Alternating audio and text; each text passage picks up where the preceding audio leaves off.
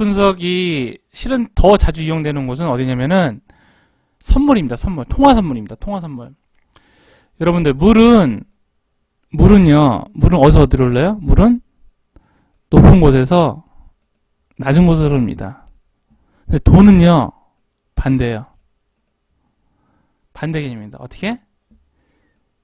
경기가 안 좋은 곳에서 경기가 좋은 곳으로 흐르게 됩니다. 일본이 2014년, 작년이죠. 10월 31일에 양적 완화 정책을 폈어요. 또 돈을 또 풀었습니다. 아베가 돈을 또 풀었어요. 그전에도 몇 번 풀었는데 또 풀었어요. 결국 엔화의 가치는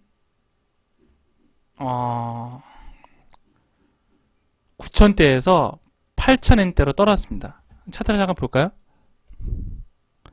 엔화를 보면은 작년 10월 31일이죠. 10월 31일날 자, 일본의 경기가 안 좋아서 돈을 풉니다 라고 하니까 돈이 또 9,170엔에서 갑자기 뚝 떨어져가지고 8,000까지 떨어졌어요.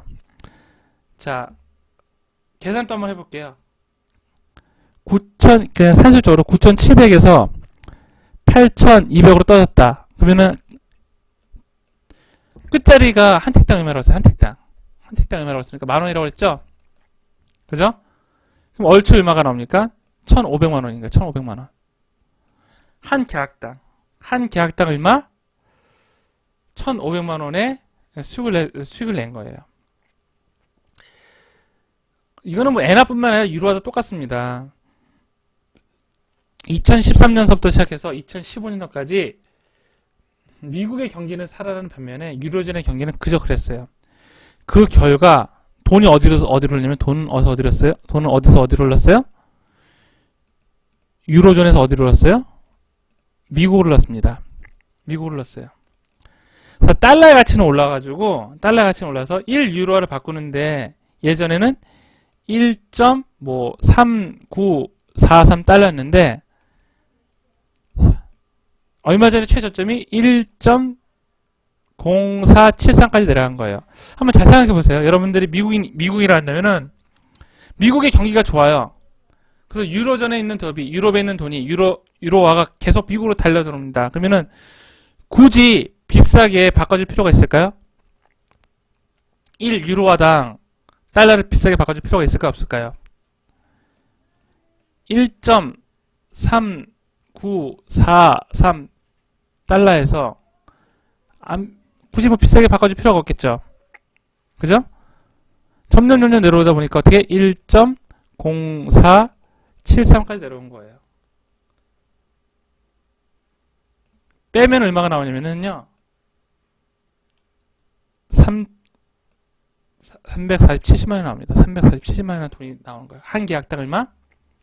3,470만원 돈이 나온 겁니다. 유로화를 보면은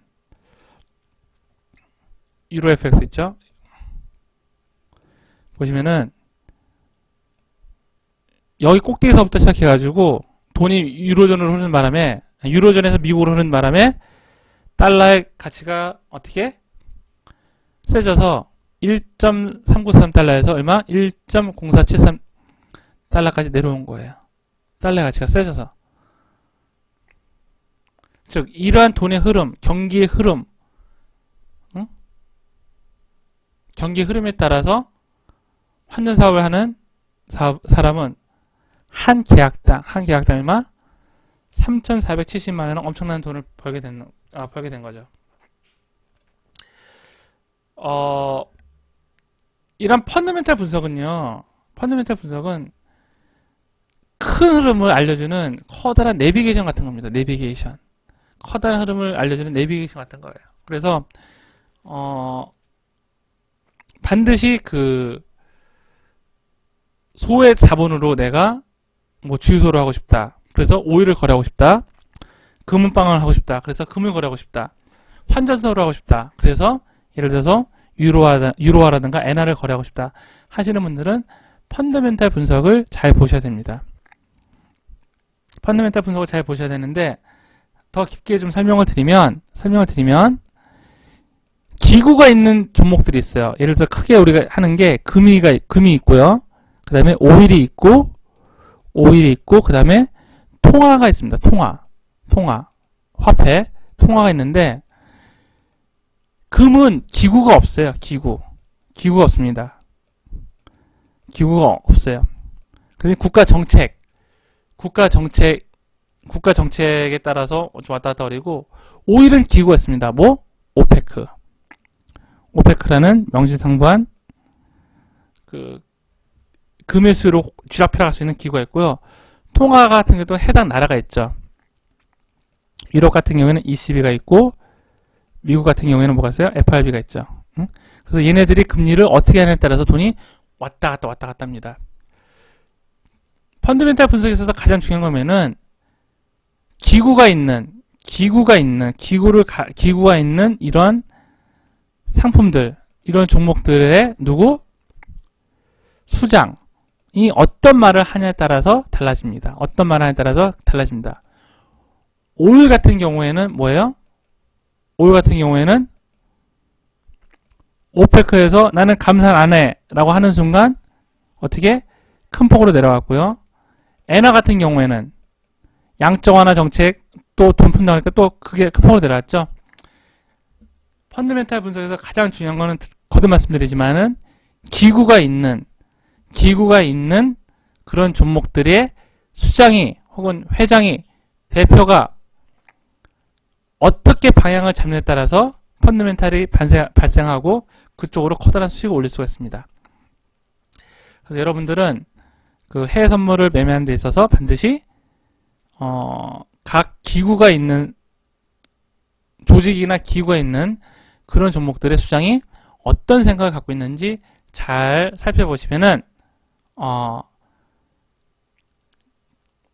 그 상품에 대한 가격이 앞으로 올라갈지 내려갈지에 대한 아주 대놓고 컨닝할 수 있는 힌트를 줍니다. 힌트를 주기 때문에 이런 선물 매매로 인해서 뜻밖의 큰 수익을 올릴 수가 있어요. 돈 푼다 하고 나서는 내려갔잖아요. 그죠? 크루드 오일, 오페크가 나는 앞으로 감산 안 해 하고 나서 내려갔잖아요. 이런 펀더멘탈 분석은 거듭 말씀드리지만 거래하는데 엄청난 지표가 되고 한번 발생하면 그 방향으로 크게 내려갑니다.